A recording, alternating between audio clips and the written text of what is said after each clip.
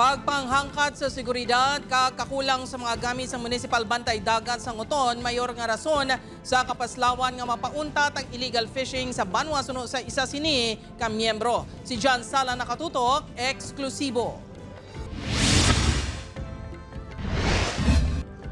Ginako sang isa ka miyembro sang Municipal Bantay Dagat ang pagluntad sang illegal fishing activity sa baybayon sa banwa sa Nguton. Kung pasugtan lang kuno sila kuntani adlaw-adlaw nga magapatigayon sang pagpatrolyang bantay dagat suno sa isa nila ka miyembro nga si Manong Jose.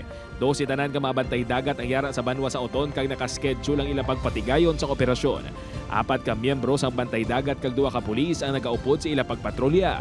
Makadabot gidiri sila. Nadakpan niyo sila. Ang lambat lang. Kahit pakita nila sa amon, gintab-tab nila. Gintab-tab. Gaglagyo na sila. Apang pagpanghangkat kuno para sa ila ang kakulang sang gamit kag kahangawa sa ila seguridad. May tiun man nga nasiplatan na nilang mga iligalista sa lawod apang madasig ang mga ini nga nagapalagyo. Ang mga trolling, may mga armas na sila ya, kompleto na sila sa mga ano. Yung bantay dagat, way man isyo. Nga kunano na ya. Sino sa Iloilo Provincial Government magluwas sa negatibong epekto sang troll fishing sa palabuyan sa mga manugpangisda, ang illegal nga sahi sa pagpangisdang may dakuman nga halit sa aquatic resources. Ang iya sinilambat nagaguba sang aton nga coral reefs kag ipan pa nga mga ara sa dalom sang tubig.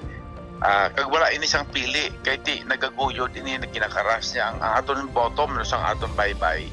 Wala ini pili hasta si Milia makuha niya sini, no? So very destructive ini. Liwat kay tingwan sa news team makuha ang bayin sang alkalde sa banwa sang Nguton apang masako kuno ini sa gihapon suno sa iya staff.